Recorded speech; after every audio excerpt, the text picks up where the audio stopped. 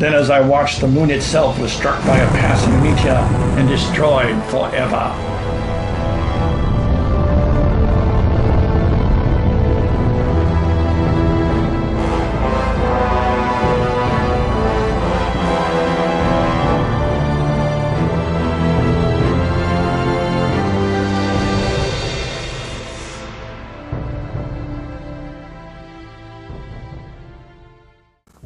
Hello everyone, hello ma'am. My name is Maria Teresa Capitulo and I'll be discussing to you The Time Machine by Herbert George Wells. But of course, before we delve into the main discussion, I prepared some pictures for you to identify them. So these pictures are related to my main topic. So the first is, as you can see, I know that you're already familiar with apes. So if your first answer is apes, then you're correct. So this is a ape-like creatures. So they call them Morlocks. And the next picture is, of course, this is the time machine. The third one. So these are the humanoids in the year 80. So we call them alloys. And lastly, this is George Wells or Herbert George Wells. He is the author of The Time Machine. Okay, about the author. So, George or Herbert George Wells or H.G. Wells, known as the author of The Time Machine. So, he was born on September 21, 1866 in Bromley, Kent, England, and died August 13, 1946 in London. He was the son of domestic servants turned small shopkeepers. So H.G. Wells was born poor. So at the age of 14, he loves reading. And at the age of 18 years old, he won a scholarship on London. And then he is a English novelist, journalist, sociologist, and historian. He was best known for such science fiction novels such as The Time Machine, which would be discussed the summary later on, and the War of the Worlds, and such comic novels as Tono Bungay and The History of Mr. Polly. So after he got a scholarship in London at the age of 18, he graduated from London University in 1888, becoming a science teacher and undergoing period of ill health and financial worries. So in the year 1891, he was married to his cousin. So he was married to his cousin Isabel Mary Wells, but their marriage didn't. And in the year 1894, Wells ran off with Amy Catherine Robbins, who was her former pupil. Just like what I've said earlier, H.G. Wells was a science teacher. So it turns out that Amy Catherine Robbins in year 1895 became his second wife. So his first wife was Isabel Mary Wells, which his cousin, and his second wife was Amy Catherine Robbins, which his former pupil. So going on the next slide, Wells' first published book was the textbook of biology in the year 1893. So after that, in the year 1895, he published his first novel, which is The Time Machine, and was immediately successful.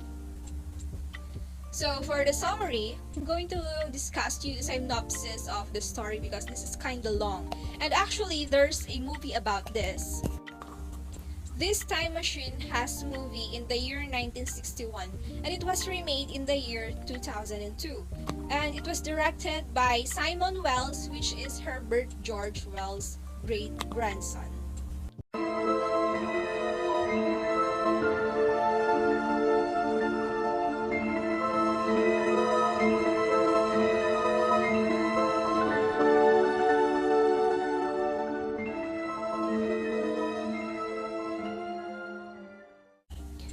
Now let's move on the summary of the story. In the first part of the story, it was happened in the dinner's party. So there are guests here including the psychologist, the narrator, the medical man, and other people that are included in upper social classes, or they are the rich ones. Okay, and it was hosted by the time traveler. A group of men, including the narrator, is listening to the time traveler discuss his theory that time is the fourth dimension. The time traveler produces a miniature time machine and makes it disappear into thin air. So the psychologist tried the miniature time machine. So the psychologist pulled the lever, and then suddenly the psychologist disappeared and he went to the future. So the guests are not sure if they're going to believe what they have saw. And the next week, the guests return to find their host Tumblein looking disheveled and tired. They sit down after dinner and the time traveler begins his story. So he made a big time machine. So he finally finished creating that time machine early that morning. So they sit down, and after dinner, the time traveler begins his story. So the time traveler invites his guests at the smoking area to present his big time machine, which he finally finished early in that morning. So after presenting the time machine into his guests, he got in and he's ready for his first trip. So he starts the machine and it starts progressing through time. So he sees laboratory and his guests disappeared. Imagine when you get into the time machine and you saw your surroundings disappeared, you'll get shocked, right? At this point, he realized that there was a risk if he would stop the time machine because he is on a space which is already occupied by matter. So while traveling, he was on the space. He saw the planets, the solar system, and it's kind of weird. And then by the time when he stops the time machine, he's in a garden. So and then suddenly there was a man with 4 foot tall that came to him and observed the time traveler, because in that year was 802,701 AD. So that was a long time ago. It's that's why the time traveler dressed different from the humanoids that was there. So and then suddenly there is a group of 10 people that approach the time traveler and observe the time traveler, and they were amazed and they were happy because they saw a different creature. And then the time traveler follows the people or the humanoids, those humanoids called Eloys. So there are the species back in the year AD. So he eats with them and tries to learn their language, but it's really difficult. He stays there all day, and when he decided to go home, the time machine is gone. He decides that it has been put inside the pedestal of a nearby statue, which is the Sphinx. He tries to pry it open but cannot. In that night, he begins to catch glimpses of strange white ape-like creatures the Eloi call Murlocs. So those ape-like creatures they called Murlocs. So they look creepy and scary, and these are dangerous. And he realized that in that year there are 2 species, which are the Eloys and the Murlocs, and they divided into classes, which are the poor and the rich. So the rich ones are the Eloys because they are above the ground, they are living above the ground, while the Murlocs are living undergrounds or under the well, which we call the wishing well today in our generation. They are living underground and they refer as the poor ones. Meanwhile, he saves one of the Eloi from drowning. So he saw a woman drowning, and this woman belonged to Eloi, So her name is Wina, and she befriends with him. So the time traveler finally works up enough courage to go down into the world of Morlocks to try to retrieve his time machine. So he thought that his time machine was underground. So he went down and he finds that matches are a good defense against the Morlocks. But unfortunately, they chase him out of their realm. Frightened by the Morlocks, he takes Wina to try and find a place where they will be safe from the Morlocks' nocturnal hunting.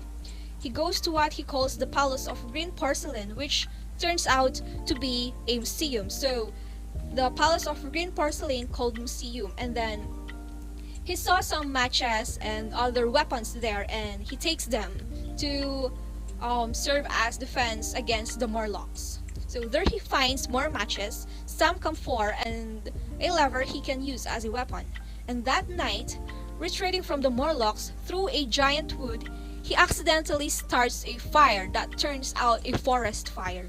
So many Morlocks die in the fire and in the battle that ensues, and unfortunately, Wina is killed. So the exhausted time traveler returns to the pedestal to find it has already been pried open. So he saw that the Sphinx is already open. The Sphinx is a white statue just like this. He saw that it has already opened. He enters the Sphinx before the Morlocks attack the time traveler. And when he entered the Sphinx, he saw that the time machine was in there. So he didn't hesitate to get in the time machine and starts because he was so desperate to get back home. And then when he starts the time machine, the time traveler makes several more stops. In a distant time, he stops on a beach where he is attacked by giant crabs. Imagine when you are traveling with the time machine, you stop in an emotionless beach and you saw a giant crab that is taller than you and is nearly attacking you. The bloated red sun sits motionless in the sky. He then travels 30 million years into the future. The air is very thin, and the only sign of life is a black blob with tentacles. He sees a planet eclipse the sun. He then returns, exhausted. So when he returns to the dinner party, the guests are still there. Imagine you traveled 30 million years. And then when you went back into your real world or in the real time, the guests are still there. It's like only few minutes passed, but you only traveled million years and you spent few days in that in the year AD. So he then returns exhausted to the present time. The next day he lives again but never returns. So after that the guests leave the dinner party, but the narrator was still there. So the narrator asking about what happened about what happened to the time traveler, but the time traveler is very tired and didn't have an intention to tell the story to the narrator. So after that, the narrator follows the time traveler, but the time traveler already disappeared. And then after that, the time traveler never seen again. So that's the story of the time machine. I hope you enjoyed it, because on the next slide I will explain to you the themes. So we have 3 themes: inequality and social class, technology and progress, humans, nature, and the universe. Here in inequality and social class, just like we tackled earlier, there are Eloys and Morlocks, where the Morlocks are the poor and the Eloys are the rich ones. It is called inequality because the rich ones are living above the ground while the Morlocks are living underground. So it's unfair, right? Technology and progress. So back then, in the year where the time traveler went, there's no technology, and the language back then is so complicated. And as the year goes by, there's already a progress. And the last is humans, nature, and the universe. And here are the references that I use in this lesson. I hope you enjoyed listening to the story. Again, I'm Maria Teresa Capitulo, and this is my report.